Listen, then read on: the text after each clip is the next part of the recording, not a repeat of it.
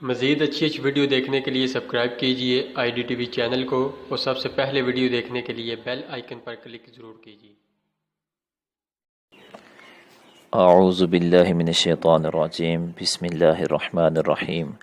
السلام علیکم ناظرین، آپ دیکھ رہے ہیں IDTV اور میرا آج کا موضوع ہے حضرت زینب کا ہار اور ابو العاص کا مسلمان ہونا۔ جنگ بدر کے قیدیوں میں حضور صلی اللہ علیہ وسلم کے داماد ابو العاص بن ربیع بھی تھے۔ یہ خالہ بنت خویلد کے لڑکے تھے اور خالہ حضرت بی بی خدیجہ رضی اللہ تعالی عنہا کی حقیقی بہن تھی۔ اس لیے حضرت بی بی خدیجہ رضی اللہ تعالی عنہا نے رسول اللہ صلی اللہ علیہ وسلم سے مشورہ لے کر اپنی لڑکی حضرت زینب رضی اللہ تعالی عنہا کا ابو العاص سے نکاح کر دیا تھا۔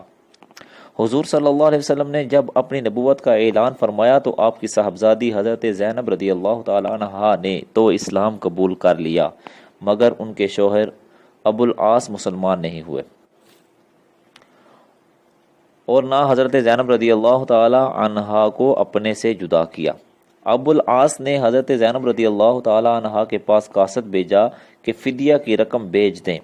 حضرت زینب رضی اللہ تعالی عنہا کو ان کی والدہ حضرت بی بی خدیجہ رضی اللہ تعالی عنہا نے جہیز میں ایک قیمتی ہار بھی دیا تھا۔ حضرت زینب رضی اللہ تعالی عنہا نے فدیہ کی رقم کے ساتھ وہ ہار بھی اپنے گلے سے اتار کر مدینہ بھیج دیا۔ جب حضور صلی اللہ علیہ وسلم کی نظر اس ہار پر پڑی تو حضرت بی بی خدیجہ رضی اللہ تعالی عنہا اور ان کی محبت کی یاد نے قلب مبارک پر ایسا رقت انگیز اثر ڈالا کہ آپ رو پڑے، اور صحابہ سے فرمایا کہ اگر تم لوگوں کی مرضی ہو تو بیٹی کو اس کی ماں کی یادگار واپس کر دو۔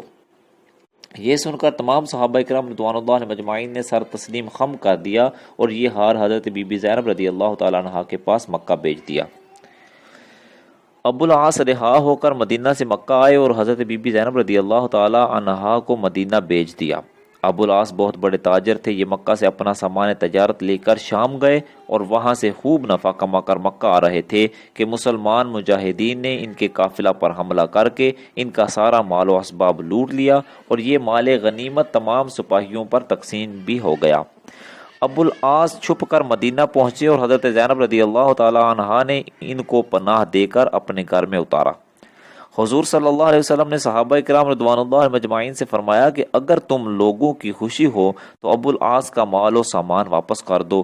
فرمان رسالت کا اشارہ پاتے ہی تمام مجاہدین نے سارا مال و سامان ابو العاص کے سامنے رکھ دیا۔ ابو العاص اپنا سارا مال و اسباب لے کر مکہ آئے اور اپنے تمام تجارت کے شریکوں کو پائی پائی کا حساب سمجھا کر اور سب کو ان کے حصہ کی رقم ادا کر کے اپنے مسلمان ہونے کا اعلان کر دیا، اور اہل مکہ سے کہہ دیا کہ میں یہاں آ کر اور سب کا پورا حساب ادا کر کے مدینہ جاتا ہوں، تاکہ کوئی یہ نہ سمجھے کہ ابو العاص ہمارا روپیہ لے کر تقاضا کے ڈر سے مسلمان ہو کر مدینہ بھاگ گیا۔ اس کے بعد حضرت ابو العاص رضی اللہ تعالی عنہ مدینہ آ کر حضرت بی بی زینب رضی اللہ تعالی عنہا کے ساتھ رہنے لگے۔ اللہ رب العزت جل جلالہ ہمیں حق گوئی کی توفیق عطا فرمائے۔ وآخر دعوانا الحمدللہ رب العالمین۔